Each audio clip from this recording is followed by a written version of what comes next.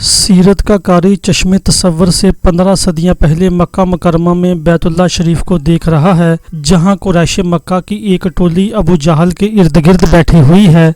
سامنے ابراہیم علیہ السلام کا تعمیر کردہ مقدس گھر ہے۔ اسلام بتدریج پھیلتا جا رہا ہے۔ کافروں کی ساری کوششیں اور توانائیاں اس دعوت حق کو روکنے میں لگی ہوئی ہیں، مگر حق کی آواز مسلسل گونج رہی ہے اور بلند سے بلند تر ہوتی جا رہی ہے۔ ابو جہل جو امت مسلمہ کا فرعون ہے، اس کا سب سے من بھاتا موضوع یہ ہے کہ مسلمانوں کو تکلیف و اذیت کیسے پہنچائی جائے۔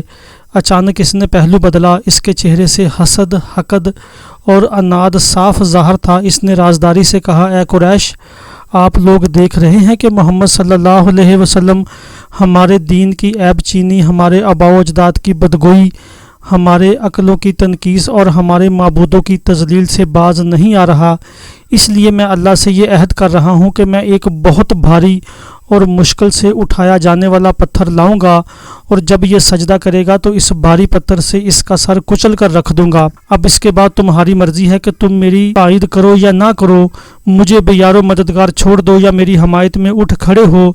بنو عبد مناف میرے ساتھ جو جی چاہے کریں، اس کی مجھے کوئی پرواہ نہیں، مجھے یہ کام ہر حال میں کرنا ہے۔ حد ہو گئی ہے، اب اس کا خاتمہ ضروری ہے۔ لوگوں نے ایک دوسرے کی طرف دیکھا۔ اس کے مکروہ اور فاسد عزائم ان کے دلوں کے بھی ترجمان تھے۔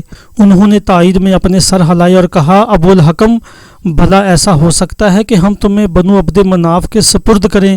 ایسا کبھی نہیں ہوگا۔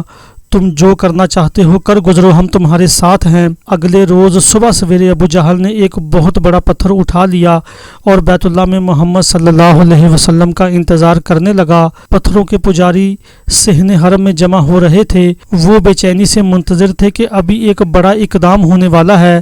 ابو جہل اپنی بات کا بڑا پکا ہے، وہ ضرور اپنے منصوبے پر عمل کرے گا۔ اللہ کے رسول علیہ السلام کی عادت مبارکہ تھی کہ آپ روزانہ بیت اللہ تشریف لاتے، بیت المقدس کی طرف منہ کرتے اور نماز پڑھتے تھے۔ درمیان میں ان کے جد امجد ابراہیم اور اسماعیل علیہ السلام کا بنا ہوا کعبہ ہوتا، جس کی تولید صدیوں سے ان کے خاندان کے سپرد تھی۔ آج بھی آپ علیہ السلام حسب معمول تشریف لائے، چہرے کا رخ بیت المقدس کی طرف کر لیا، نماز کے لیے کھڑے ہوئے، قیام کیا، پھر رکوع میں چلے گئے۔ اب اپنے رب کے حضور سجدہ کر رہے ہیں، جو ہر مشکل اور پریشانی میں ان کا حامی و ناصر ہے۔ ادھر وہ سجدے میں جاتے ہیں، ادھر ابو جہل اپنے ناپاک ارادے پر عمل کے لیے اپنی جگہ سے اٹھتا ہے۔ بھاری پتھر اس نے اپنے ہاتھوں میں اٹھا رکھا ہے۔ بہت سی نگاہیں ابو جہل کا تعاقب کر رہی ہیں۔ اب وہ آگے بڑھا، اللہ کے رسول علیہ السلام کے قریب ہوا، پتھر مارنے کے لیے اپنے ہاتھ بلند کیے۔ ارے یہ کیا! پتھر اس کے ناپاک ہاتھوں سے گر پڑا۔ وہ تھر تھر کانپنے لگا، چہرے کا رنگ اڑ گیا، شکست خوردہ حالت میں پیچھے ہٹا اور بھاگ نکلا۔ قبیلے کے وہ لوگ جو تماشا دیکھنے کے لیے وقت سے پہلے ہی جمع ہو گئے تھے، نہایت تعجب سے ابو جہل کی طرف دیکھ رہے تھے۔ ان میں سے ایک شخص نے بے ساختہ پوچھا، ارے ابو الحکم، تمہیں کیا ہو گیا؟ اس کے چہرے کا رنگ اڑا ہوا تھا اور جسم بے چارگی کی تصویر بنا ہوا تھا۔ بڑی مشکل سے زبان نے اس کا ساتھ دیا۔ اس نے رک رک کر کہنا شروع کیا، کل جس منصوبے کا میں نے اعلان کیا تھا، اس پر عمل درآمد کے لیے میں محمد صلی اللہ علیہ وسلم کی طرف بڑھا۔ جب میں ان کے قریب ہوا تو میں نے اپنے اور ان کے درمیان آگ کے شعلے اگلتی خندق دیکھی۔ بہت سی خوفناک چیزیں اور پر مجھے نظر آئے۔ میں خوف زدہ ہو کر پیچھے کو بھاگا۔ اللہ کے رسول علیہ السلام نے فرمایا، وہ اللہ کے فرشتے تھے، اگر وہ میرے قریب آتا تو فرشتے اس کی بوٹی بوٹی نوچ لیتے۔ تفسیر و تاریخ اور سیرت کی کتابوں میں درج ہے کہ مکہ مکرمہ میں چند شرپسند سردار حضور صلی اللہ علیہ وسلم کی شان اقدس میں گستاخی کرتے اور مختلف قسم کی اعزاء رسانی کے ساتھ ساتھ برسر عام آپ کا مذاق بھی اڑاتے تھے۔ یہ کیفیت حضور علیہ السلام کے لیے بڑی تکلیف دہ تھی۔ اس کا اندازہ یوں لگایا جا سکتا ہے کہ خود باری تعالیٰ فرماتے ہیں، ترجمہ، ہمیں معلوم ہے کہ ان کی تکلیف دہ باتوں سے آپ کا سینہ تنگ پڑ رہا ہے۔ نیز فرمایا، ان مذاق اڑانے والوں کے لیے آپ کی خاطر ہم کافی ہیں۔ اسود بن عبد یغوث، ولید بن مغیرہ، عاص بن وائل اور حارث بن قیس، یہ پانچوں سردار حضور علیہ السلام کا مذاق اڑانے والوں میں پیش تھے۔ ایک دن آپ علیہ السلام کے پاس جبرائیل علیہ السلام تشریف لائے۔ آپ علیہ السلام نے ان سرداروں کی شکایت کی۔ پھر راہ چلتے آپ علیہ السلام نے جبرائیل علیہ السلام کو ولید بن مغیرہ دکھایا تو جبرائیل علیہ السلام نے اس کے پاؤں کی طرف اشارہ کیا۔ آپ علیہ السلام نے پوچھا جبرائیل یہ کیا؟ انہوں نے جواب دیا اللہ کے حکم سے آپ علیہ السلام کی طرف سے میں اس کے لیے کافی ہو گیا ہوں۔ پھر آپ علیہ السلام نے انہیں حارث دکھایا تو جبرائیل علیہ السلام نے اس کے پیٹ کی طرف اشارہ کیا۔ آپ علیہ السلام نے پوچھا یہ آپ نے کیا کیا؟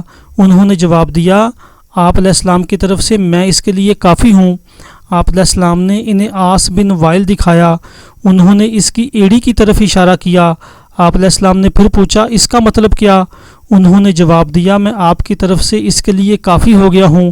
پھر آپ علیہ السلام نے انہیں اسود بن مطلب دکھایا، انہوں نے اس کی آنکھوں کی طرف اشارہ کیا تو آپ علیہ السلام نے پوچھا یہ کیا؟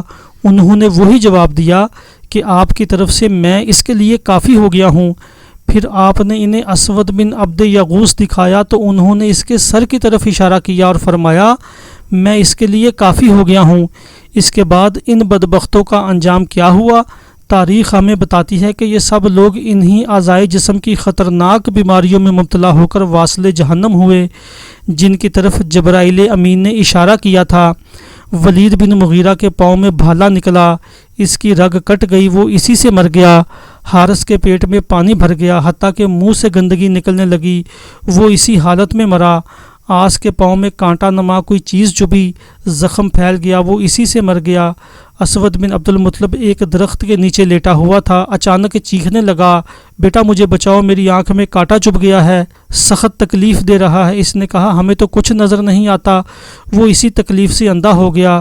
اسی طرح اسود بن عبد یغوث کے سر میں پھوڑا نکلا اور وہ اسی زخم کی اذیت سے جہنم کی غذا بن گیا۔ یہ سب کے سب گستاخان نبوت قدرت کے انتقام کا نشانہ بنے، ہر چند کہ یہ کسی مسلمانوں کے ہاتھوں جہنم رسید نہیں ہوئے مگر خود اللہ رب العزت نے ان پر مختلف قسم کے عذاب مسلط کر دیے اور انہیں رسوائی کی موت مار دیا تاکہ وہ بعد میں آنے والے گستاخان رسالت مآب صلی اللہ علیہ وآلہ وسلم کے لیے نشان عبرت بن جائیں۔ اگر اس قسم کے گستاخ اور بے ادب لوگ کسی مسلمان کے جذبہ ایمان کے جوش انتقام سے بچ بھی گئے تو اللہ تعالیٰ کی لاٹھی بے آواز ہے، وہ اپنے لا تعداد لشکروں میں سے کسی بھی لشکر کو گستاخ رسول پر مسلط کر دیتا ہے۔